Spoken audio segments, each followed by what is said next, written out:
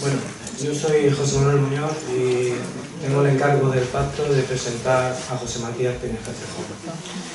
Simplemente de José Matías voy a destacar o voy a incidir en dos facetas suyas. Una es como investigador, que es lo que es. José Matías es un investigador con una determinada característica que últimamente no le dejan investigar, pero es un investigador. Se licenció aquí en la Universidad de Murcia en Geografía e Historia, y luego su formación pues, se ha desarrollado inicialmente y durante un tiempo en la Universidad Politécnica de Cartagena y sobre todo, como él ha dicho, en Polonia. Fue en Polonia donde podríamos decir fue perfilando su formación y los detalles prácticos más importantes de su último año de investigación. De José María pues tenemos que destacar, hemos dicho que sobre todo es un investigador, y es un investigador riguroso, estrictamente científico, que ha sido injustamente cuestionado hace relativamente poco tiempo, cuando sus análisis han sido publicados, bueno, su historia como investigador ha publicado en distintas revistas de una categoría científica indiscutible. Pero bueno, se ve que los resultados que él obtuvo no fueron del agrado de determinadas personas, e injustamente fue descalificado hasta el punto de que fue cuestionado, y luego posteriormente distintas entidades hicieron unos análisis y llegaron al mismo resultado que le había llegado, lo cual quiere decir que sus investigaciones iniciales no eran erróneas, no estaban equivocadas, sino que realmente lo que se hizo fue descalificarlo injustamente. Bueno, además de eso, tenemos que decir de José Matías que es un investigador atípico, porque lo que normalmente suele hacer un investigador es sacar unas conclusiones, hacer unas publicaciones estupendas y guardarlas. Él, a raíz de su investigación, descubrió que en determinados colegios, por ejemplo, los valores de metales pesados sobrepasaban lo que es el criterio normal en 2000 veces. Entonces consideró que había un peligro para la población escolar y entonces lo que hizo fue denunciarlo, que es lo que la ética investigadora y profesional exige. En lugar de meterlo en un cajón o hacer unos trabajos de investigación estupendos, pues se dedicó a denunciarlos públicamente en las instancias correspondientes. Eso un poco nos denota la calidad de la persona que tenemos delante. Es una persona que prácticamente tiene una preocupación social que le ha llevado a prácticamente a tirar por tierra toda su labor investigadora, puesto que como consecuencia de esas denuncias que formuló, pues se ha complicado la vida bastante, en el sentido de que, por ejemplo, lo que era su tesis doctoral no se la dejaron terminar, la tuvo que terminar de una forma precipitada, en el sentido de que tampoco le han dejado, lo echaron del laboratorio donde estaba realizando todas las pruebas de investigación, e incluso le prohibieron el que pudiera seguir investigando, en el sentido de prohibirle todo. Bueno, para hacer este tipo de investigaciones se necesitan unos instrumentales que no están al alcance de cualquiera, sino que están determinados focos en los núcleos universitarios, en los centros universitarios, en la medida en que se le impidió el acceder a esos instrumental, pues también le han impedido su labor investigadora. En definitiva, lo único que quiero decir y destacar es su valentía como investigador y como persona humana, y porque en lugar de dedicarse a hacer una carrera investigadora para incrementar su currículum, lo que ha hecho ha sido poner en evidencia ante la sociedad el peligro existente para muchísimos niños, y no solo niños, sino también personas, el medio ambiente, ponerlo de manifiesto, y a consecuencia de eso pues ha sufrido mucho parapalos, y lo único que me queda por decir es reconocerle públicamente aquí su labor como investigador que ha realizado, porque hay muchísimas personas en el Llano del Real, muchísimas personas en la Unión que están muy agradecidas a su labor como investigador. Eso es lo que quería decir.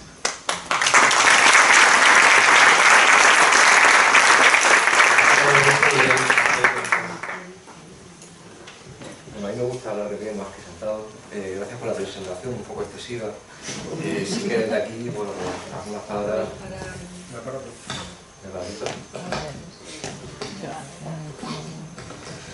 Bueno, no sé si he sido un investigador atípico o un investigador con mala suerte. por algunas elecciones que uno hace en su vida en un momento determinado, y yo creo que, pues, que tengo derecho a equivocarme y me equivoqué.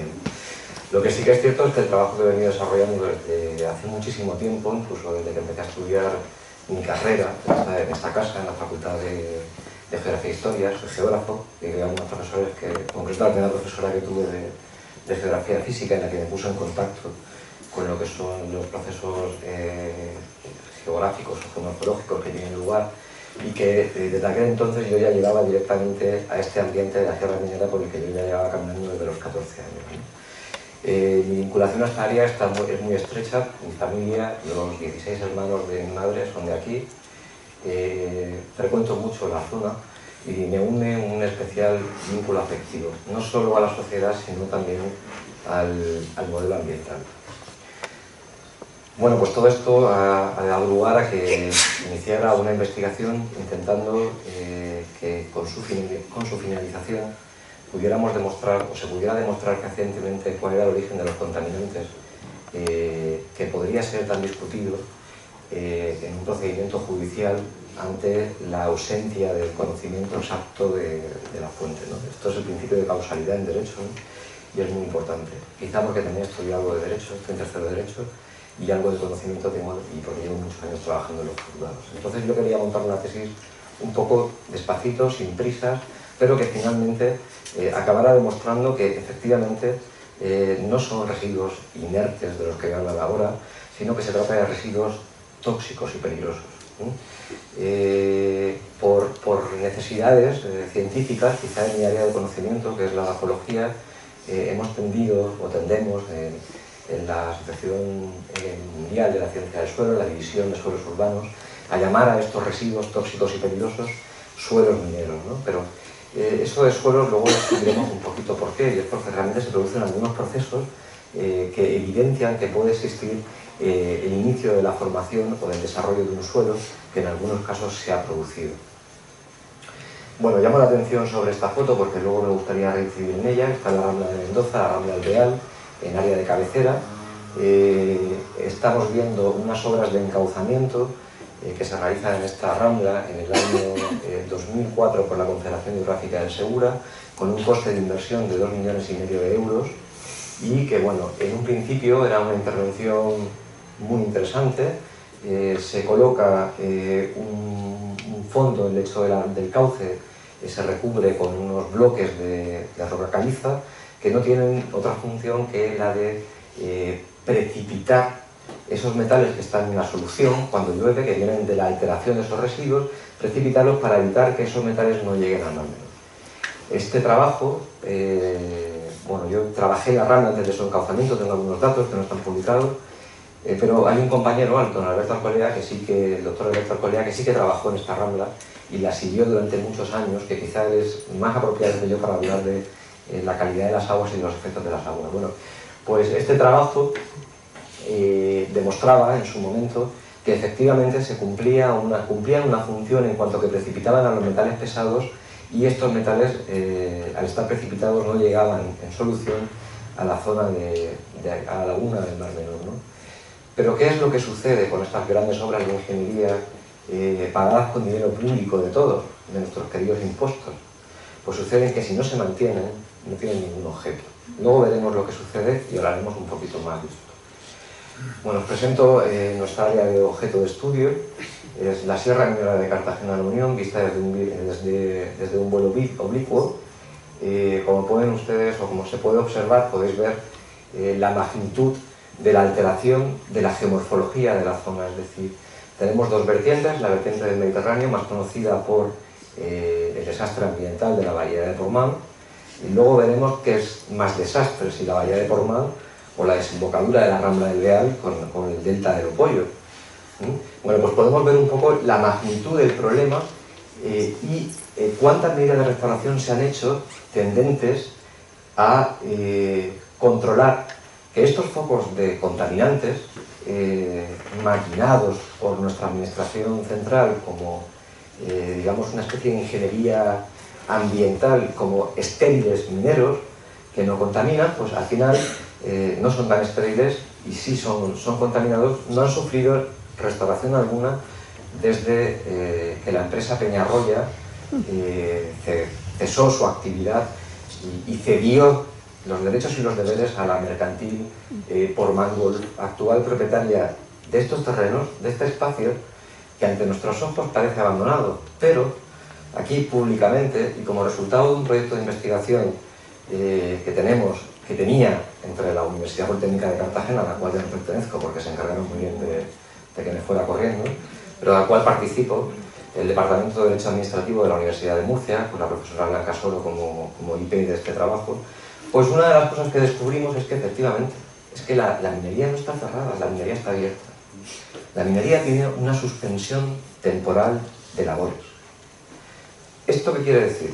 Pues esto para mí es muy importante. Si una cosa tiene una suspensión temporal, quiere decirse que todos los reglamentos y leyes que se han venido desarrollando desde las instancias europeas y que después han sido traspuestos a derecho interno en diferentes normas ambientales, no se están cumpliendo y no se han hecho cumplir por parte de la administración al administrado. De ahí que su situación, tristemente, sea esta.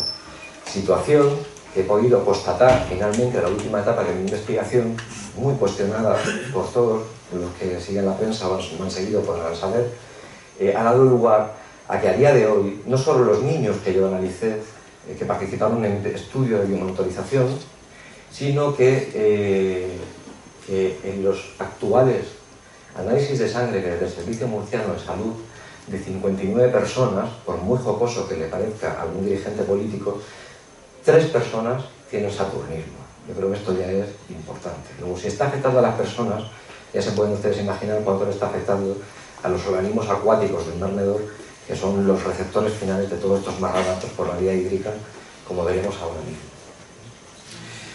Bueno, pero no quería entrar sin empezar a entender de dónde viene esto de la minería, ¿no? La minería arranca ya en época de los romanos, en época de los fenicios. Se han detectado, o detecté, junto con un arqueólogo también de esta universidad, Juan Antonio Tolinos, especialista en arqueología minera, catalogamos en total de 89 nuevos yacimientos romanos relacionados con la actividad minera en los 22 millones de la referida sierra. Por tanto, los romanos ya y los fenicios empezaron a trabajar estos filones y los escalaban, los explotaban de una forma muy respetuosa con el medio ambiente. Aquí podemos ver en la primera foto detalles de lo que se llaman informes en arqueología, restos de ánforas que nos indican que estamos posiblemente ante un yacimiento arqueológico, y vemos un filón que se llama excavado al piso. Es decir, los romanos buscaban las vetas, iban excavando y se llevaban estrictamente lo puro. Con posterioridad, en las diferentes etapas históricas, se llega hasta aproximadamente con minería subterránea y cámaras y pilares hasta el año 1954, que llega la compañía minero-metalúrgica Peñarroya España S.A. e inicia lo que son lo que se denomina el periodo de las grandes rozas o los grandes descubiertos mineros. Pero con anterioridad a ello, o sea, todavía coexistían algunas pequeñas minas que practicaban una minería más sostenible o más amigable con el entorno, porque era minería de cámaras y pilares, es decir, por los castilletes mineros, supuestamente protegidos, que ya pueden ver cómo se encuentran, pues descendían los mineros, excavaban, extraían el mineral y luego se trataba en plantas o las pequeñas instalaciones industriales asociadas a los mismos para recuperar plomo, plata, zinc y otros metales. Y ya, bueno, llega nuestra famosa compañía minero-metalúrgica Peñarroya España S.A. y con el beneplácito de todos y con nuestros anteriores, antes de la democracia, nuestro dictador Franco, pues contó con todo el beneplácito para hacer lo que quiso, ¿no? En un régimen, además de concesión. O sea, le dimos permiso para que lo hicieran directamente, no solo a la bahía de Portman, sino a todas las ramblas que hoy día llegan al Mar Menor. Por eso tenemos un delta de mayores dimensiones que la bahía de Portman, que es el delta del Opollo.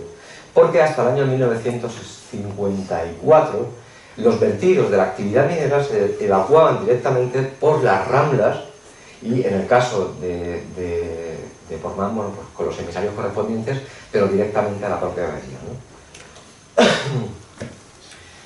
Toda esta actividad ha dado lugar a que tengamos un importante y un nutrido número y tipología de residuos minero-metalúrgicos. He sintetizado mucho en un trabajo que ya hizo otro doctor, hizo una tesis de síntesis de la Universidad Politécnica de Cartagena, el doctor Cristóbal García, que clasifica los residuos en función del origen en que se producen. Entonces, bueno, pues podemos ver en rojo lo que nosotros llamamos pantanos, balsas o lo que son, para la administración, lodos provenientes de la flotación diferencial del plomo y la plata. Como pueden ustedes comparar, si comparan la bahía de Portmán y comparan la desembocadura de la Rambla del Deal, es un delta interior, hay una ruptura de pendientes, se inicia la sedimentación de todos los residuos, pues no difiere mucho Portmán del Pollo, ¿verdad? Yo creo que es más grande el Pollo. Por tanto, podemos hacernos una idea de lo que está sucediendo en esta zona, es decir, ya tenemos dos focos importantes. Y luego, además, dentro de la sierra, pues tenemos por un lado lo que son los pantanos de flotación diferencial, sobre los que algunos compañeros desarrollan algunos ensayos de rehabilitación, de los cuales también diré algunas cuantas cosas después. Y tenemos también lo que se denominan las bacies, es decir, de las grandes cortas, lo que son el desmonte del mineral. Tenemos los huecos, los propios huecos de las explotaciones mineras en sentido estricto, que es donde debería de volver quizá todos estos residuos tóxicos y peligrosos, volver a su origen. Tenemos monteras. Las monteras son aquellas acumulaciones de mineral que por sus características mineralógicas en el lavadero de explotación diferencial de la compañía Peñarroya en Portmán no podían recuperar, entonces decidieron estocarlas hasta que la tecnología avanzara y pudieran ver cómo poder extraer, por ejemplo, el plomo que se encontraba en forma de óxido, o el zinc en forma de óxido, etc. Que son estas que tenemos, erizo, o algunas de las que tenemos en la sierra. Tenemos también los escoriales de fundición. Serán pronto famosos en prensa porque, por desgracia, dos centros públicos que se encuentran ubicados en la Unión, el Colegio Público de Educación Especial Enrique Vivientes y el Instituto Sierra Minera, pues están construidos a 1 metro de un importante escorial de fundición, el escorial de la fundición del Porvenir. Los escoriales tienen una peculiaridad muy característica, y es que son, aunque son como lavas cuando los vemos, son aquellas rocas, aquellos residuos que se utilizaban durante mucho tiempo para la construcción de carreteras como base, hasta que al final fueron eliminados, pues tienen la peculiaridad de contener una alta concentración de arsénico. Ese arsénico se libera bajo la forma de arseniato, y esos arseniatos, como veremos ahora, llegan directamente al sistema inhalatorio de las personas. Me quedan otros residuos que no están cartografiados porque habrá que pintarlo todo, que son los pequeños depósitos de gravimetría de los antiguos lavaderos que existían en las sierras hasta el año 1954. Es decir, de forma artesanal molían el mineral y con un sistema de rumbos y palanquines separaban los minerales densos de los minerales pesados. De este mapa también me gustaría sobresalir, si pudiéramos trazar la línea divisoria de aguas. La mayoría de todos estos vertidos, de todos estos residuos, son susceptibles de ser transportados por la acción de la erosión hídrica, como ahora veremos, y también por la acción de la erosión eólica, no solo afectando a poblaciones, sino poblaciones, cultivos y la propia lagún costero del Mar Menor, ¿no? ¿Cuánta superficie se encuentra ocupada por residuos en sentido estricto en toda la sierra? Bueno, pues en sentido estricto, en toda la sierra tenemos 9 kilómetros cuadrados que son residuos puros y duros, sin ningún tipo de tratamiento, que están a merced de la actuación de los agentes erosivos, agua y viento, y de los agentes meteóricos. ¿Y qué volumen ocupan en su total? Bueno, pues ocupan un volumen de 2.000 millones de metros cúbicos de residuos sin tratar, que están a día de hoy. Están clasificados por los diferentes tipos de residuos que hemos comentado: bacies, basas de flotación en el mar, terreras de gravimetría, escombreras de óxidos, rechazos de granometría, gacheros, escombreras de pozos mineros, etc. Todos son exactamente igual de peligrosos, como ahora les explicaré. ¿Y por qué denomino unas arterias pesadas? Bueno, pues he utilizado el símil de una arteria porque al fin y al cabo una arteria transporta la porquería que no quiere el cuerpo, ¿no? Pues aquí sucede lo mismo.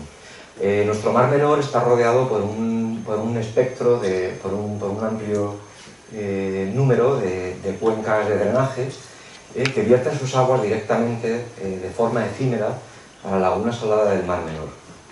En concreto tenemos la Rambla de la Carrasquilla, la Rambla de Ponce, la Rambla del Beal o Rambla de Mendoza, la Rambla de las Matildes y la Rambla del Miedo.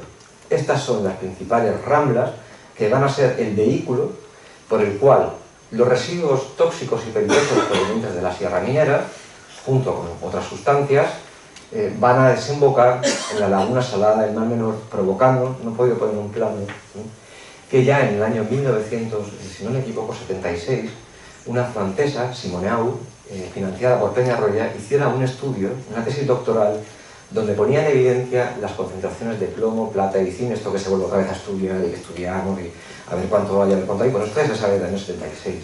Hay tanto plomo que se podría explotar, y era el objeto de Peñarroya en aquel entonces con esa tesis, era explotar el Mar Menor y explotar la Rambla del Beal, porque curiosamente la Rambla del Beal ahora mismo, a día de hoy, es el sitio donde más concentración de plata hay.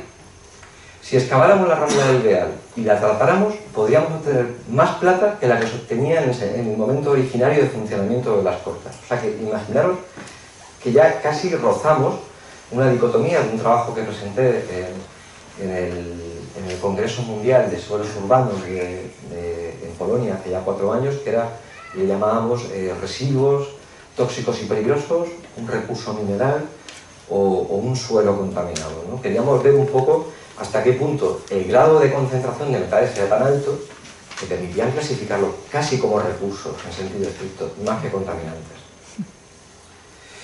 Bueno, solamente comenzar, creo que no hace falta, todos somos de la zona, las características climáticas de nuestro medio, estamos en un clima árido, semiárido, donde la distribución de las precipitaciones pues obedece a las que obedece, a las lluvias cada vez menos torrenciales que se producen en el mes de septiembre, y con una temperatura media de aproximadamente unos 20 grados centígrados, con oscilaciones muy importantes a lo largo de la distribución de todo el año, y va a generar lo que es una importante tasa de evaporación, que ahora veremos por qué es importante esa tasa de evaporación y no de evapotranspiración, porque no hablo de la que ejecutan, la que desarrollan las plantas, porque en estos residuos desgraciadamente no viven muchas plantas. Y con unos vientos dominantes, pues como todos conocemos en la zona de leveche y de levante, que en función de la dirección del viento, pues va a fastidiar, si me lo permiten, a algunas personas o a unos sectores, a otros sectores. Bueno, mi tesis doctoral, que por desgracia no pudo ser publicada, defendida, como tenía que haber sido defendida. Efectivamente fue una recopilación de artículos que venía desarrollando desde hace muchísimo tiempo, pero no realmente los contenidos de la tesis, que he empezado a tener que publicar ahora desde la distancia, a la vez que tengo que trabajar en otros proyectos de investigación que ya poco tienen que ver con la sierra minera. Bueno, pues yo quería buscar cuál era el proceso que realmente inicia la dispersión de los metales. Este proceso se inicia sobre todo con la presencia de agua. Necesitamos agua, necesitamos que llueva para que estos reactores químicos vivos, estos residuos que están ahí, son reactivos que están vivos y que funcionan cada vez que tienen un poquito de agua. ¿Pero qué agua? Tenemos dos aguas, el agua de lluvia, pero vivimos cerca de la costa. Tenemos también la que se corresponde con el agua proveniente de la propia humedad relativa, ¿no? Esos dos mecanismos van a ser los que van a activar la alteración de todos estos residuos y van a producir un cambio, una mutación de los mismos que los van a convertir, van a cambiar sus propiedades totalmente, los van a convertir en algo móvil, en algo tóxico y en algo disponible para las personas, para los organismos y para los seres vivos.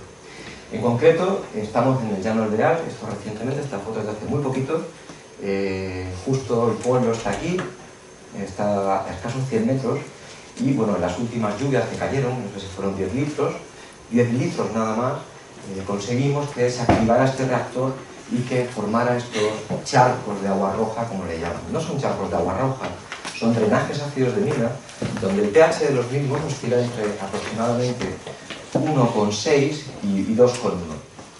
Son aguas donde, debido a las propiedades debido a estas condiciones del pH, van a estar disponibles para los seres todos los metales que se presentan en la propia sierra. Bueno, pues dicho eso, una vez que tenemos el agua, empieza el proceso. Y empieza un proceso muy interesante. Empieza un criptoproceso muchas veces que no llegamos a ver. Si tenemos agua, lo veremos como ahora, lo veremos así. Veremos esto. Esto es la cabecera de la cuenca de la Rambla del Llano del Beal, y estamos viendo pues, una playa. En realidad se trata de un abanico aluvial, el frente distal de un abanico aluvial, donde se ha producido pues, la sedimentación de todos los pinos y además de todas las aguas del agua, superficial y subsuperficial. Porque que no tengamos agua superficial no quiere decir que las aguas no estén circulando por el subsuelo en el sentido de la pendiente del sistema de glacis o de piedemonte de la Sierra de Minera de Cartagena, la Unión hacia el Mar Menor. Siguen funcionando y siguen bajando y siguen llegando. Bueno, pues aquí tenemos esta precipitación de sales. Estas sales son muy curiosas, son unas sales de hierro, el catión dominante es de hierro, por eso tienen un color amarillo. Estas suponen un peligro para los ecosistemas en cuanto llueva se van a disolver y van a volver otra vez a continuar su flujo, su camino hacia el Mar Menor. Sin embargo, a mí me gustan mucho porque son unas sales que lo que están indicando es el principio de la recuperación de un residuo minero. Es decir, las primeras formas que se producen estos residuos son unas formas móviles que son sulfatos. Con el paso del tiempo y los ciclos, estos ciclos de humectación, de secación, de humectación, van a producir que esos minerales secundarios, estos minerales resultantes de la alteración, generen unos encostramientos, van a generar unos encostramientos que nosotros en la geología llamamos jarpanas. Lo mismo que sucede en Amazonas con la tala, que se forman las costras de bauxita, de aluminio, pues aquí sucede lo mismo, con el tiempo, despacito, despacito. Claro, si yo tengo un material que es duro, voy a conseguir reducir las tasas de erosión y voy a conseguir reducir que los sedimentos que llegan al Mar Menor sean menores. Disminuimos la erodibilidad de los materiales frente a un estado mucho más, un poco coherente. Bueno, y ponía esto porque, bueno, esto es lo que el ojo no ve, esto es lo que me preocupa tanto, esto es lo que despertó la alarma, que yo desperté la alarma en el colegio público de San Ginés de la Jara, y es que, bueno, estas son inflorescencias salinas que tienen unas peculiaridades, son directamente solubles. Esto es como si cogemos sal de cocina, la echamos en la comida, se disuelve y luego nos la tomamos. Bueno, pues los niños pequeños jugaban con estas cositas que están aquí, que ustedes habrán visto si van a la sala del pollo y se pasean desde los nietos hasta el pollo, le dan estos encostramientos pulverulentos, blancos, con un olor fortísimo a azufre. Pues no es ni menos que esto. Y si fíjense, si lo están oliendo, es porque está llegando a su sistema olfativo, está llegando a su nariz. El polvo está entrando por la vía respiratoria, con la diferencia que este polvo no es como el asbesto, que llega al pulmón y se clava, porque es una fibra que se clava. Este polvo, cuando entra con la mucosa, cuando el tramo superior, automáticamente va a pasar a disolución, pasa al torrente sanguíneo. De ahí que no me resulte extraño que me encuentre en los niños una concentración de arsénico de 60 partes por millón, o que el supero llegue a tener cerca de 48 partes por millón. Fíjense ustedes que para declarar un suelo contaminado, con que tenga 50 partes por millón, hay que declarar el suelo contaminado. ¿Qué les parece a ustedes que un niño tenga 48 partes por millón? Serio, ¿no? Lo descontamino, ¿qué hago con el pobre niño? Bueno, pues estos residuos, estas sales móviles, que son bivalentes, trivalentes, bueno, mucha química aquí, ¿no? O sea, con zinc, con cadmio, con arsénico, con plomo, etc. Son muy frágiles, son muy sencillas, que se rompen. En estas fotografías tomadas al microscopio electrónico de barrido, bueno, vemos una jonita, vemos unos sulfatos de calcio, unos yesos mezclados con una matriz también de magnesio, pero ahí intervienen otros elementos como el cadmio, como el arsénico, etcétera, que están ahí metidos. Bueno, pues estos materiales tienen la peculiaridad de que con soplarles se rompen. Si se rompen, si vemos que esto mide 500 micras, esta escala de aquí, bueno, pues podemos ver en cuántos pedacitos se va a romper esto y dónde va a llegar, como luego veremos. Pero el hecho más novedoso de todo es que, de tanto análisis, claro, mi tema de investigación siempre han sido los sulfatos. Yo me considero, me identifico como un especialista en sulfatos, en alteración supergénica y en unos procesos de meteorización muy específicos. Pero viendo las cromatografías iónicas, y luego cuando adquirimos un nuevo equipo, un LECO, un analizador de nitrógeno, carbono, hidrógeno, empiezo a ver que tenemos nitratos, que tenemos NO3. Y claro, decíamos, las bacterias que viven aquí son tiobacillus oxysidan o ferroxidan, son unas bacterias que necesitan sulfuro, que necesitan pirita, unos minerales para comérselos, se los comen porque es su fuente de energía y hacen caca y esa caca, ese excremento es un sulfato, es esto que vemos aquí, ¿vale? Mezclado con otras cosas. Pero es que tenemos nitratos como ahora veremos en la secuencia de la Rambla, cuál es la variación en perfil longitudinal. Se plantean dos hipótesis, digo, bueno, pues entonces esto, yo bacterias no conozco, leo y no encuentro nada. Y digo, como no sea que en la época de la explotación minera se utilizaba el nitrato de amonio para hacer las voladuras, teniendo en cuenta la malla de sondeos y las voladuras que se hacían, pero hacía 30 años que no hay, ya no estaría aquí. Pues no, hemos descubierto que se trata de bacterias. Y llevamos unas muestras al departamento me llevé unas muestras, la última vez que estuve ahora en Polonia, en el mes de noviembre, al departamento de microbiología de la Universidad de Lidgos. Ya le había comentado a mis colegas el problema que tenía con estos nitratos y queríamos determinar si efectivamente, bueno, pues hemos descubierto que efectivamente es una bacteria. Es una bacteria que juega entre el nitrógeno atmosférico y el sulfuro como fuentes, ¿no? Produce sulfato y nitrato, algo muy curioso. Tan curioso que no sabemos el nombre.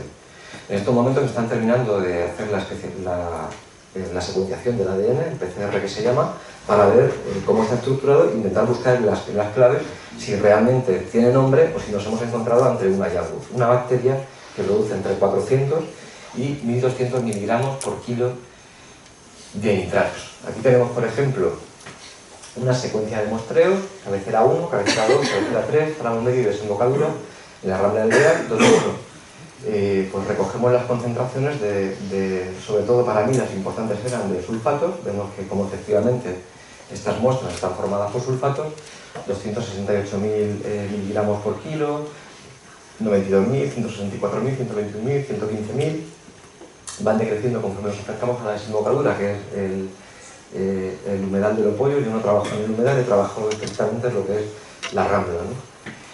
Y nos fijamos en los nitratos y vemos que tenemos 430, 399, 469, 385 y curiosamente llegamos a la desembocadura y tenemos 382.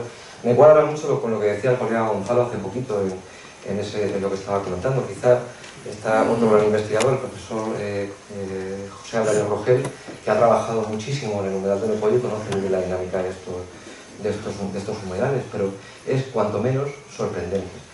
Aquí debajo tenemos otro mineral secundario, es un alopequita, un mineral muy característico, con forma circular y con esos filamentos que obviamente se van a dispersar. Y dirán, ¿por qué me cuentan esto de aquí? Bueno, ahora vamos a ver por qué. Bueno, porque las ramblas no solo transportan los residuos cuando llueve. Es decir, las avenidas, atendiendo a nuestro régimen climatológico pluvial, nosotros tenemos una punta de avenida donde se va a producir, digamos, que la punta de descarga de sedimentos, pero luego tenemos el caudal del extenso, es decir, ya cuando baja la punta de la avenida, digamos que siguen circulando aguas del escurrimiento superficial, pero no con la virulencia y con el transporte que tienen. Bueno, con esas últimas aguas que se transportan, además de los propios residuos que ya se han ido acumulando en el lecho de todas estas ramblas durante siglos y siglos y siglos, durante años y años, pues se producen estos fenómenos de alteración supergénica, estos fenómenos de transformación de un sulfuro. Un sulfuro no podemos comer. Yo no puedo comer un sulfuro de plomo, que no voy a tener ningún problema, no voy a tener plomo en mi organismo, pero un sulfato no me lo puedo comer. Es la forma tóxica de un mineral. Bueno, pues lo que podemos ver son estelas, todos los cauces de la Rambla, tapizados por estas eflorescencias salinas, que las ramblas ya han cumplido su papel en el transporte de los residuos hacia el Mar Menor, sedimentándolos en la cubeta sur, de acuerdo con el ciclo de corrientes, sedimentándose con mayor importancia en la zona de las salinas de Machamalo, que es donde mayor concentración de metales hay, en general en todo el espectro. Aquí hay un espectro de lo principal que tenemos. Y bueno, pues ahora estas arterias están aquí. ¿Qué es lo que hace ahora? Ya no tenemos agua, vivimos en un medio árido semiárido. ¿Cuál es lo más importante en un medio árido? ¿Cuál es el agente de dispersión más importante? ¿De qué se quejan los vecinos en verano? No perciben esto los pobres, pero sí perciben el olor a estiércol. Hablamos de la dispersión por la acción del viento. de lo que es la erosión eólica. Bueno, pues estas arterias durante todo el año son reactores que lo que van a hacer es producir estas eflorescencias salinas. Siempre van a estar, porque no hace falta que llueva. Basta un poquito de agua higroscópica para que se inicie la alteración y se inicie la precipitación de nuevo.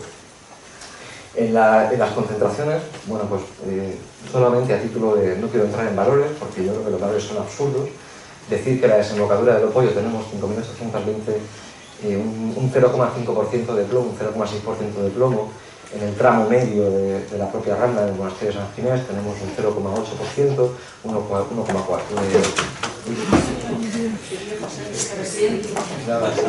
Un 1,4%, un 0,6%, en fin.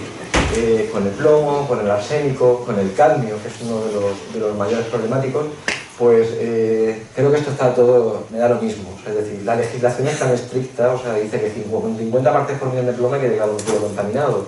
Y tengo, bueno, está como óxido, que aumenta, vamos a quitarle aproximadamente, si le quitamos el peso del oxígeno, pues a lo mejor podríamos quedarnos en 4.000 y algo, 4.060, 4.900 partes por millón, pero es igual, el límite son 50, o sea, tenemos 4.800.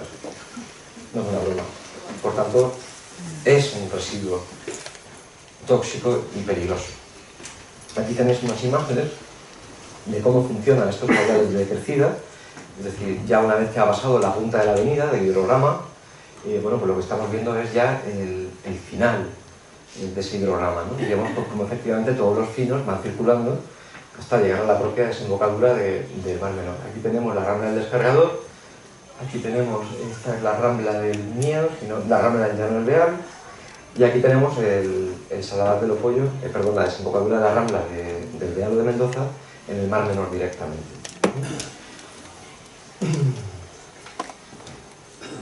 Esto que está aquí son los colegios estos famosos que comentaba antes, junto a estos residuos. ¿Todo esto en qué se traduce? Bueno, en el año 2002 y el año 2004 hice unos trabajos, nada más llegar a la Universidad Politécnica de Cartagena, participé en un proyecto de investigación y puse en marcha un sistema de parcelas de erosión para determinar cuál era la tasa de erosión de estos residuos que ya llegaban al Mar Menor. Y bueno, pues en la cabecera, justo, el primer depósito de residuos que se encuentra en la Rambla del Beal es este depósito de residuos que llamamos el depósito de la Rosa. Tiene el nombre bonito, la Rosa, pero no... Y bueno, pues como dato curioso, nada más instalar estos depósitos pues no servían, o sea, es decir, porque se colapsaban. O sea, es decir, esto no nos valió, aparte que nunca me gustaría este sistema para medir erosión, pues ya no nos hace falta. Con un sistema de topografía actual podemos cuantificar perfectamente qué cantidad de residuos salen de los depósitos de lodo y van al mar, ¿no? Que no necesitamos cuantificar más parcelas de erosión y todos estos sistemas que son obsoletos, pesados, aburridos y además costosos. Bueno, pues se nos colmataban los depósitos de 50 litros no valían, o sea, es decir, había que vaciarlos y tirarlos. Pero en un episodio que tuvimos de 60,51 litros, pues conseguimos obtener unas tasas y como tasa media anual de aquel año, o sea, tuvimos que 2,1 kilogramos por metro cuadrado año es la cantidad de residuos que parten de la sierra minera y acaban sedimentándose finalmente en el lagún costero del Mar Menor, en nuestro querido Mar Menor. No sé si me han caído mucho o si... Necesitas 5 minutos porque queremos que la gente... Vale, simplemente aquí se puede ver un efecto de la magnitud, son cárcavas, ya no existen, han desaparecido. Si vamos a la zona, estas cárcavas ya no existen, ya es una superficie lisa, ha aparecido directamente el sustrato, no están. O sea, esto con un vuelo y otro vuelo podemos comparar y podemos ver cómo ya no existen estos residuos de grainometría, no están. Aquí tenemos la desembocadura de los Nietos después de las lluvias del año 2016, si no mal recuerdo, y el propio Mar Menor, no solo con los aportes de la sierra minera, sino además con los aportes provenientes de la erosión hídrica de los propios sistemas de cultivo que, bueno, incomprensiblemente muchas veces pues ladran a favor de la pendiente y en contra de la pendiente, como me enseñan en clase. Este proceso del que hablo, del que estaba hablando, invisible al ojo humano, pero que aquí está, que si pasáis por la zona podéis andar y podéis escuchar, se llama, yo le denomino Salt Creek. Francisca Navarro, que está aquí sentada, nos enseñó en su día una forma de meteorización física que se llama peak crake. Y ese peak crake es la precipitación, la congelación y descongelación del agua en el sistema de poros del suelo en los climas fríos. Y se llama peak crake precisamente por ese crack, crack, crack que hace cuando pisamos en estos suelos congelados. Bueno, pues aquí sucede lo mismo, nada más que de sales. Tenemos estas sales tóxicas que son el salt crake. Aquí tenemos un ejemplo de simulación en laboratorio de cuánto cuánto son capaces de producir esta expansión del suelo, y la peculiaridad que tienen es su capacidad, su alto grado de erodibilidad ante una velocidad del viento media de 3 o 4 metros por segundo, es decir, con muy poquito viento, 2 metros por segundo, conseguimos que todas estas sales desaparezcan.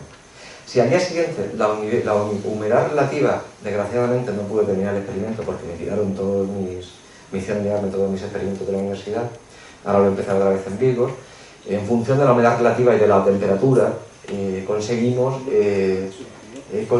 ver cuándo se produce de nuevo la precipitación de la sal y cuándo se produce la delicuescencia de la sal, cuándo la sal vuelve a ser otra vez líquida.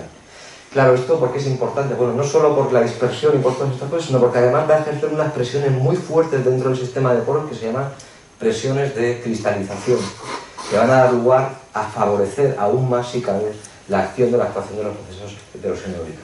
Esto cambia entre el día y la noche. Es decir, por la mañana se forman, a mediodía, por la tarde se deforman si es que antes no llega una ráfaga de viento y las ha transportado. Así, 366 días al año, pues hace que no sorprenda que cuando uno toma una muestra de polvo de una vivienda o de una zona de la cubeta sur, de la zona sur del Mar Menor, pues se encuentran unas concentraciones muy anómalas de metales pesados, metaloides y otros elementos potencialmente tóxicos. Bueno, aquí hay otro ejemplo de esta formación. Se puede ver perfectamente cómo este proceso de cristalización, que se conoce en geología también como anoclastia, está dando lugar a la ruptura de estos depósitos de residuos, favoreciendo que estos bloques estén a merced de la actuación de los agentes de erosión. Este viento, estos procesos de erosión funcionan por saltación, refracción, suspensión, el tamaño de las partículas es muy variado y esto puede llegar alcanzando hasta zonas, puede llegar perfectamente hasta la zona San Javier sin ningún tipo de problema, ¿no? Porque son partículas de tamaño nanomicrométrico, es decir, tenemos partículas totalmente invisibles a los humanos que están suspendidas y que tienen esa peculiaridad de ser solubles. He puesto estos ejemplos porque me gustan, de lo que no hay que hacer, o de lo que hay que saber antes de trabajar en una zona de minería. Desde luego, prohibir el agua. Esto de echar agua para evitar que se forme el cloruro, lo que consiguieron con las obras de eliminación de la balsa Jenny, pues aquí podéis ver perfectamente cómo iban precipitando a diario las sales. Pero es que luego pasaban los camiones, ¿sí? Y automáticamente teníamos las polsaqueras que eran mis colegas. Estos contaminantes ya no están aquí. Como bien dice la unidad técnica de la Fiscalía de Salva de Madrid, estos contaminantes están en los suelos agrícolas de la zona sur del Mar Menor.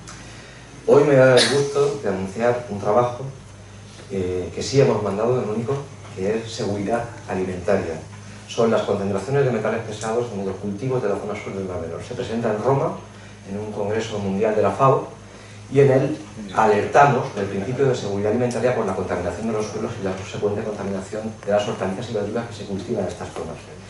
Todas las hortalizas en los transectos que se han analizado existe una decreción en torno a la rambla del Beal que da lugar a que esos productos debieran o debiesen estar prohibidos para su venta al público. No sé dónde se comercializan, sí que en Polonia estamos haciendo una cosa muy graciosa, porque ahora ya puedo hacerlo, estoy aquí, y es que mi colega, el doctor Miroslav Kowiecki, todas las semanas compra una lechuga de que pone Murcia, porque él está muy asustado por esto. Él sí ve que aquí hay un peligro, y me lo enseñó a mí. Me dijo, tú tienes que decírselo a las autoridades, esto en Polonia es imposible. No puedo poner ejemplos, pero no tengo tiempo. Con lo que nos pasó con una zona de mercurio, vacas y prados y unos fluvisoles. Este profesor está todos los semanas comprando una lechuga. Toma la foto con el origen, Murcia, la seca, la prepara y la digiere. Buscando en qué momento se va a encontrar las lechugas que vienen de la zona sur del campo de Cartagena con el cadmio por las nubes, el arsénico y el plomo. Por contra de lo que otros investigadores ajenos a mí de la Politécnica que decían hace poco que se podían cultivar estos suelos, pues bueno, que se lo coman ellos, que yo ya desde hace muchos años no como lechugas de esta zona. Yo tengo bastante con fumar, que lo elijo yo mismo. Bueno, aquí tenéis un ejemplo de cómo se erosionan las partículas, en este caso las partículas del depósito del litio, están llegando a la Rambla de la Carrasquilla y van al campo de golf. O sea, afecta a ricos y a pobres, afortunadamente, no solo afecta a los ricos, a los pobres, sino a los ricos también le afecta. Este trabajo es un trabajo de 2 años de experimentación que hace mi colega David Bisquet, su tesis doctoral, y en él se representan las concentraciones de la deposición atmosférica de material particulado en una red de colectores situada en toda la zona sur del campo de Cartagena, con el objeto de intentar establecer los valores de deposición, los miligramos metro cuadrado que se sedimentan de partículas y ver su composición mineralógica. Simplemente para que veáis que efectivamente los metales no entienden de fronteras y cuando llegan al mar menor pues también se desedimentan por la acción del viento directamente sobre la laguna. En cuanto a líneas de futuro, bueno, pues de nada sirve que nos gastemos el dinero en hacer estas obras si al cabo de... Esto fue del 2012, en el 2012 estaba así y en la actualidad el fondo, el lecho de la Rambla, está totalmente colmatado de residuos. Es decir, creo que hemos hecho incluso peor en hacer esta intervención.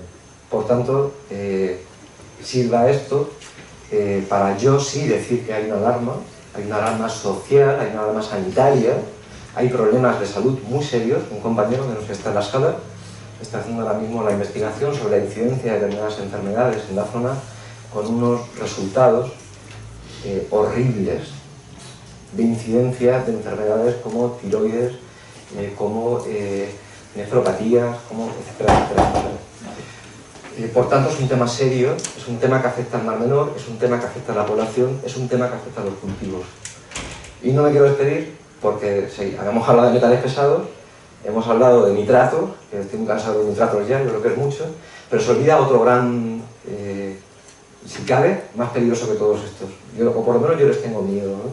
A raíz del último informe de Ecologistas en Acción, de la Confederación Africana y Segura, hablo de los pesticidas y de los herbicidas. Tengamos cuidado, no sea que nuestros ríos, que están hormonados, si ya hiciéramos análisis, obtengamos que nuestro Mar Menor no solo tiene nitratos, no solo tiene metales pesados, sino que además también está hormonado. Con esto, bueno, muchas gracias, no sin antes dar las gracias.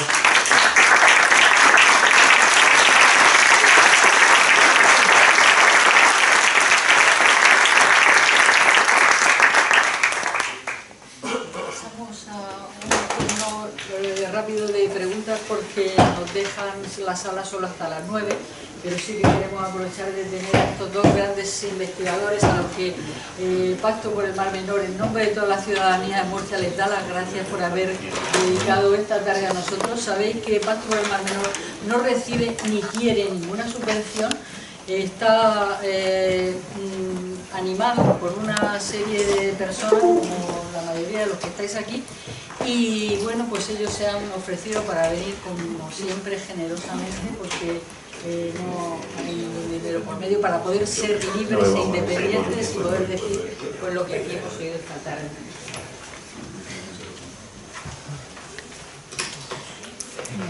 Quería hacer, no sé si es el turno ya, ¿no? Sí. Bueno, no he podido venir a la primera parte de la presentación, pero sí quería hacer una apreciación, ¿no?, sobre el tema este del agua subterránea. Hay una infraestructura en todo el Mar Menor para proteger las aguas residuales que llegan a las depuradoras.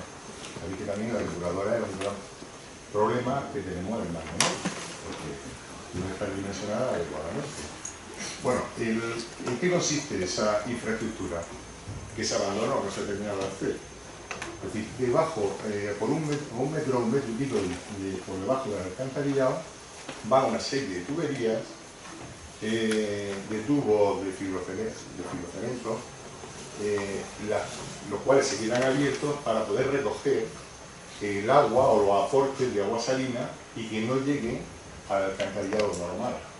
Entonces, muchas veces puede ser que parte de esos efluentes que salen, que se ven, sean de ahí, es decir, que se cree una determinada presión, porque eso va con la pendiente del alcantarillado y lo dejan en algún sitio porque eso está abandonado.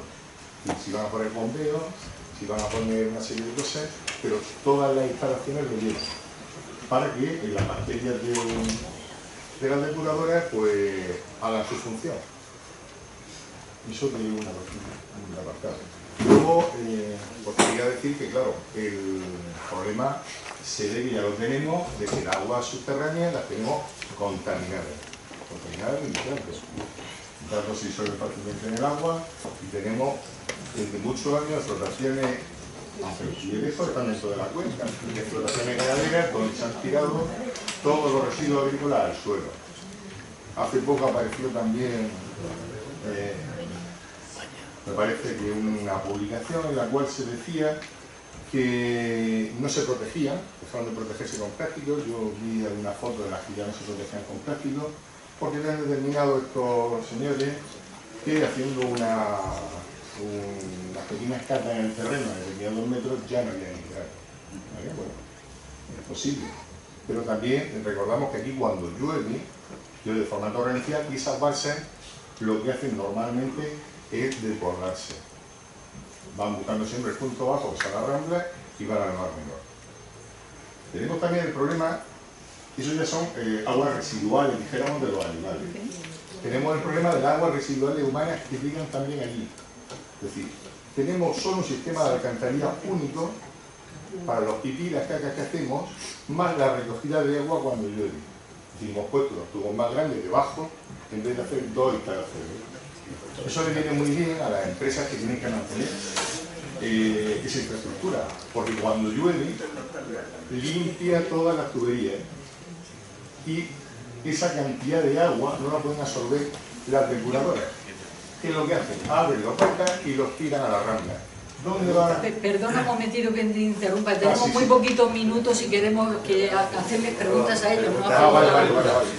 Una charla paralela.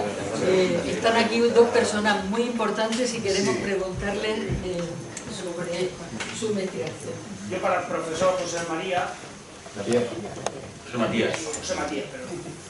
quiero felicitarle por los trabajos que está haciendo, darle ánimo para seguir para adelante, siempre con la rigurosidad y la verdad de cualquier profesional como debe de ser.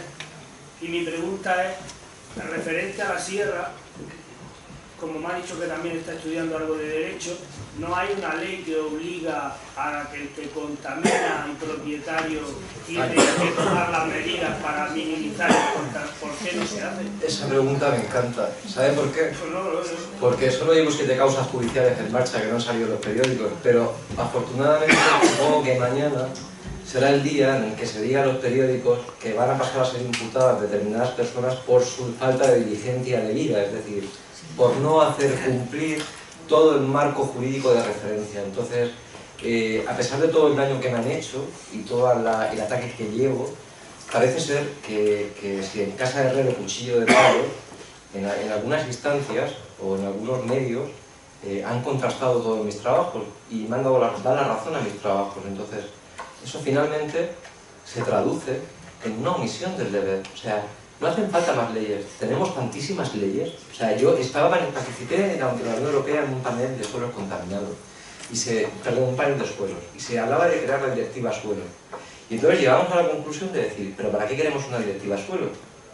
Si tenemos una directiva marco de agua, si tenemos una directiva una directiva del aire, y tenemos una directiva de alimentos, y tenemos una directiva, en realidad el suelo finalmente está protegido. En el momento que un producto alimentario esté contaminado, obviamente el sustrato está contaminado. En el momento que en el aire, en la red de estaciones meteorológicas, si funcionaran y monitorizaran de verdad, porque hay otra chica, que también está en la Politécnica de Cartagena, que fue también quitada del medio, porque verificó en su tesis doctoral que estas estaciones meteorológicas están falseadas. Y así se recoge en su tesis doctoral. Nunca vamos a saber realmente la concentración de PM10 y PM5 y otros compuestos en la atmósfera porque no están calibradas, entonces no funcionan. Por tanto, hay registros de datos que no existen. ¿Qué es lo que sucede? Que claro, si atendemos a todo lo que tenemos, está todo protegido. Lo único que hace falta es voluntad por parte de los dirigentes políticos actuales de hacer cumplir y valer las leyes, que para eso están y para eso se dictan. Y si no, nos encontraremos ante lo que nos encontramos, ante una imprudencia o una omisión del deber de controlar. Lo que sucede con el Mar Menor no debería haber sucedido, porque todos, o por lo menos yo, desde mi época de ecologista, con 15 años, iba a la desembocadura de 14 años, iba a la desembocadura del Albujón. Y yo taponía un emisario y me saltó la mierda a mi cara. Y lo denunciamos a empresa. Esto se sabe desde hace muchísimo tiempo. Pero, y ya existía la directiva marco de agua. pero había una impunidad entonces. Porque nosotros en el 2004 No. denunciamos la Rambla del Albujón metiendo el agua de los Alcázares y el agua de Torre Pacheco y el salmuereducto roto en el desvío de Torre Pacheco. Y llevemos a don Juan Cánovas Cuenca a los juzgados. Y por alarma social nos archivaron las causas. Y tomemos análisis y ya decían en Toxicología en Madrid y Barcelona que el agua del Mar Menor no era apta para el baño si se hacía un análisis exhaustivo y riguroso, tomado por el Seprona y mandado. Y se han dado las circunstancias, por desgracia ahora, porque nosotros ya aleguemos que íbamos a corromper el fondo marino y nos íbamos a cargar el fondo marino. Y están todos los autos en el juzgado de San Jaime. Bueno, yo siempre digo que lo importante, no confío muchas veces en nuestra justicia, pero sí confío en el Tribunal Internacional de Derecho. Entonces, confío en que esto puede ser una carrera de largo fondo, pero que finalmente acabará con unas sentencias, como otras muchas sentencias que hay del Tribunal de Derechos Humanos, que condenan a estas empresas y a las administraciones públicas a sufragar, a mitigar aquellos daños, aquel dolo que hayan podido producir sobre los ciudadanos. Entonces, yo tengo esa esperanza en el fondo, es decir, yo creo y voy a seguir haciéndolo. Vale. Yo tengo una pregunta para el doctor González Batera. Yo no me ha quedado claro al final, quizá porque soy de letras, el agua que llega al Mar Menor, aparte de toda esa dulce, lo que lleva dentro. Bueno, te contesto, Sí, pero primero hago una observación sobre lo de las aguas residuales, etc. Nosotros hemos hecho cientos de análisis de agua que está llegando, aparte de lo que es de Visu.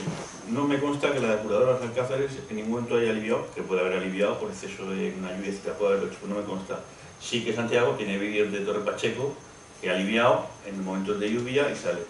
Pero en general, nosotros tenemos dos medidas químicas que nos dirían muy claramente si está circulando algún tipo de agua residual, alguna mezcla, que medimos fósforo y medimos carbono orgánico. Y los valores son bajísimos siempre, salvo puntualmente haber algún vertido de una entidad concreta, que luego lo negaron, pero quiero decir, lo que puedo decir hoy por hoy con los datos que tenemos es que genéricamente no está llegando agua residual ninguna. Bueno, el problema viene del acuífero, pues, entonces ahora te contesto. Todo el agua que llega en superficie, que podemos visualizar, no viene de superficie. En realidad, pues, si se está generando un pluvial que está infiltrando el agua al acuífero, es agua al acuífero. Pasa que la vemos correr como un río porque se concentra. El Albujón, aparte de lo que tiraban las desaladoradoras, pero al final es lo que está, el excedente de riego que está cayendo en los canales de drenaje y al final se por la desembocadura del Albujón. Al final todo tiene un origen de freático o de excedente de riego muy cercano, o sea, no son ríos que vienen como el Segura que viene de Cazorla. Y todos esos tienen concentración de nitrógeno que van de nitrato entre 100 y 200 miligramos, altísimo, que es lo que tiene el acuífero, que varía, tiene eso. Lo que entra por debajo también. Ahora, ahí hay una cosa muy interesante que estamos viendo, y es que si yo mido el agua que viene por un pluvial, que es infiltración del acuífero básicamente, tiene 100 y pico miligramos, 150 miligramos de nitrato por litro, pero cuando cojo el agua intersticial que hay cerca, que tendría que tener aproximadamente la misma concentración, parece, digo porque esto todavía tenemos que verlo con más detalle, parece que tiene un déficit de nitrógeno y le falta nitrógeno que debería tener, porque es el mismo agua. La idea es que probablemente las playas del Mar Menor, por el hecho de como son artificiales y de si excaváis en cualquier playa, lo que encontráis abajo es cieno, ¿no? Si os habéis visto, ¿no? Haces aquí, cieno. Bueno, el cieno, que es negro, es anóxico. Y hay tanta materia orgánica que viene de la ribazón, que tira el Mar Menor, etcétera, que eso empieza a descomponerse y no hay oxígeno para descomponerlo. Entonces, en condiciones anóxicas hay un conjunto de bacterias que deben utilizar oxígeno para oxidar la materia orgánica, utilizan nitrato y desnitrifican. Entonces, es probable que gran parte de estas playas, precisamente porque tienen el cieno debajo, el agua del acuífero que llega, la están desnitrificando. Pero esto es muy especulativo, es decir, no lo toméis al pie de la letra, etc. Y también habría que ver realmente el impacto que tiene, porque pensar que nosotros estamos cogiendo el agua justo en superficie, pero el contacto entre el mar y el acuífero es así, es una cuña. Es decir, el mar llega aquí, aquí tienes el acuífero, y el mar, que es más denso el agua, va para abajo. Es decir, que el frente de contacto son metros, no es en superficie. El cieno lo tenemos en medio metro, debajo hay otra cosa.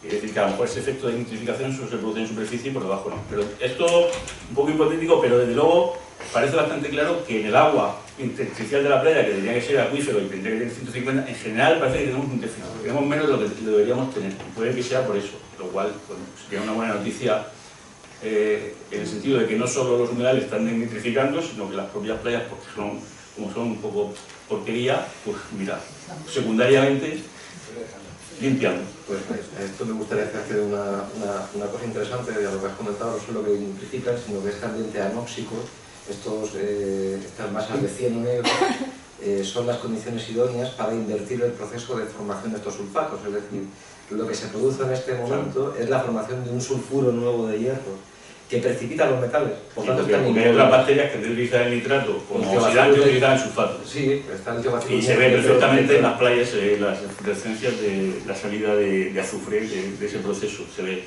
ve. También, bueno, por complementar, nosotros hacemos un análisis bastante completo de la química del agua, no porque nos interese, entre comillas, nuestro foco no era ver la descarga de metales pesados, etcétera, sino porque tener muchos elementos nos permite saber la firma química y eso nos permite un poco discriminar de dónde puede venir el agua, es una información rica. Y precisamente de todas las aguas que entran en el Mar Menor, las que menos se parecen a las demás son las que entran por la Rambla del Miedo, y no por las Matildes, sino por el desagüe del Beal que está al lado de las Matildes. O sea, tiene unas características químicas que no se parecen a bueno, se parecen básicamente en el calcitero, pero cuando ya empiezas por los metales pues no se parecen nada porque evidentemente están lavando los residuos mineros y se ve aquí. No, solamente comentar que quería hacer también una pregunta que has colocado de algunos resultados que estamos teniendo de la comunidad bacteriana a los fondos del Mar Menor. Precisamente han desaparecido las bacterias de los oxigenadas y están dominando todas las bacterias del azufre. Y que precisamente esa capa bacteriana de esos fangos malos que están oliendo mal pero están cumpliendo ahora mismo una función importantísima y de ahí la importancia de no hacer ciertas cosas porque se están cargando las capas bacterianas porque están habiendo una serie de procesos y que se está eliminando la materia orgánica y por adorno quizá todos los sistemas aquí al final van buscando el equilibrio. A mí se me pusieron los pelos de punta, recuerdo escribirle a Isabel cuando vi esa famosa araña finlandesa, o sea, me horroricé. O sea, estaban cambiando las condiciones de redox de esos residuos y estaban pasando a movilizar todos los metales otra vez. ¿Pero esto qué es? Además, este sistema que intentan, que se llamaba, bueno, una draga de succión, no deja de ser una draga de succión con unos geotubos, pero este geotubo tiene un tamaño de paso de 50 micras. O sea, es decir, todo lo que sea por debajo de las 50 micras no iba otra vez al Mar Menor. O sea, qué disparate. Entonces, lo único que me quedaba por saber o por averiguar o por entender es si esos geotubos llegaban los agentes floculantes que tanto los encarecen. Porque para que hubieran funcionado, hubieran tenido que tener un agente floculante que lo que hace es coger todos estos coloides, agruparlos, incrementar el tamaño de partículas y evitar que pasen por la malla del geotubo. Entonces, yo no sé si realmente le pusieron el floculante porque es bastante caro. Me da la sensación de que no, y me da la sensación de que lo que hicieron fue volver a incrementar, a movilizar otra vez y a poner en suspensión, cambiando las condiciones de oxidación y reducción de estos residuos y alterando los procesos naturales de estabilización o de... Y además están siendo bastante eficientes, porque se está viendo, o sea, que sí, están procesando la materia orgánica de una manera bastante rápida, entonces tendremos un Mar Menor feo durante unos años, pero si empezamos a parchear maquillando, pues quizás ralenticemos la